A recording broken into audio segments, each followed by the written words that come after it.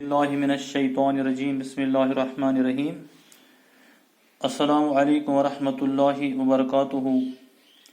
Dear students, I am Fayaz Ahmad Angar, teacher, Government Primary School, Kharmahla, Varno, class 4th primary, subject English, topic Tom and his new medicine. پیارے بچوں، آپ اپنی انگریزی کتاب تلپ series بک 4 کے page number 55 پر غور سے دیکھو. Tom and his new medicine. چلو شروع کرتے ہیں. Tom was not feeling well. Tom جو ہے آج ٹام کی طبیعت کچھ ٹھیک نہیں تھی. He could not eat and sleep as he used to. نہ ہی وہ روز کی طرح کھا رہا تھا اور نہ ہی سو پا رہا تھا. He did not want to run away from school. یہاں تک کہ وہ اسکول سے بھی گھر نہیں جانا چاہتا تھا. Sometimes he did not want to play. کئی بار اس کا کھیلنے کا من بھی نہیں کرتا تھا. He was sad. وہ اداس تھا. The boy is ill, thought Aunt Polly. Aunt Polly کو زیادہ تر آنٹ پولی جو تھی ان کو ایسا فیل ہوا کہ بچہ بیمار تو نہیں ہے، مجھے اس کو کچھ دوا دینی چاہیے.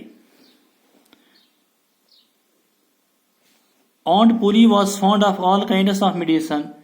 آنٹ پولی کو زیادہ تر ہر میڈیسنز جو ہیں وہ پتہ تھی، ان کے پاس بھی اور انہوں نے پڑھی ہوئی بھی تھی. بہت ساری سبجیکٹس میڈیسن سے ریلیٹڈ ان بکس کو جو ہے پڑھا تھا. She had a lot of books on his subject. Her newest idea was this: when a boy was ill, he must bath in cold water every day. سب سے نیا idea جو تھا ان کے دماغ میں وہ یہ تھا کہ اگر بچہ بیمار ہو تو اس سے ڈیلی ٹھنڈے پانی سے نہانا چاہیے.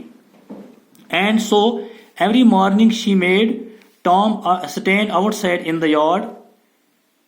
اور اسی وجہ سے وہ ہر صبح ٹام کو باہر کھڑا کر دیتی تھی یارڈ میں. Then she threw ice cold water over him. اور اس کے بعد وہ اس کے اوپر برف کا پانی ڈال دیتی تھی. After that, she wrapped him in a wet sheet and made him lie in bed. اس کے بعد وہ جو ہے ایک گیلی ویٹ شیٹ سے اس کو لپیٹ کے اور بستر میں لٹا دیتی تھی. Tom did not get better. اس سے ٹام صحیح نہیں ہو رہا تھا. ہی گاٹ ورس. اس کی خراب طبیعت اور زیادہ ہوتی جا رہی تھی. Aunt Polly tried a new idea. پھر انہوں نے ایک نیا آئیڈیا ٹرائی کیا. She threw hot water over him instead of cold. اب انہوں نے اس کے اوپر ٹھنڈے پانی کی جگہ گرم پانی ڈال دیا. That did not help Tom either. اب ٹام اس سے بھی ٹھیک نہیں ہوا. پیارے بچوں، آج ہم اتنا ہی پڑھیں گے. اس سے آگے ہم انشاءاللہ کل پڑھیں گے، کیونکہ آپ کو گھر پر یہ یاد بھی کرنا ہے. گھر پر اس کو اچھی طرح یاد کرنا، محنت کرنا، تاکہ امتحان میں کامیاب ہو جاؤ گے.